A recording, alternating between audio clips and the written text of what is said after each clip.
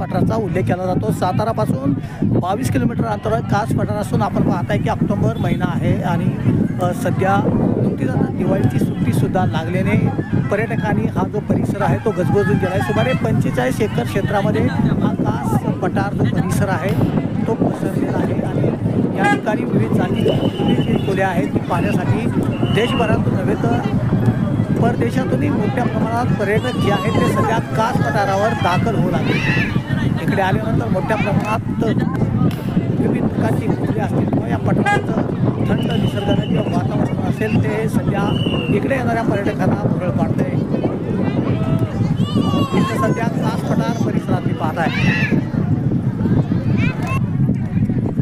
हे दृश्य सातारापासून 22 किलोमीटर अंतर असणाऱ्या कास पठार परिसरातलं दृश्य आहे। पर्यटकांनी हा परिसर आहे तो सध्या गजबजून गेला आहे।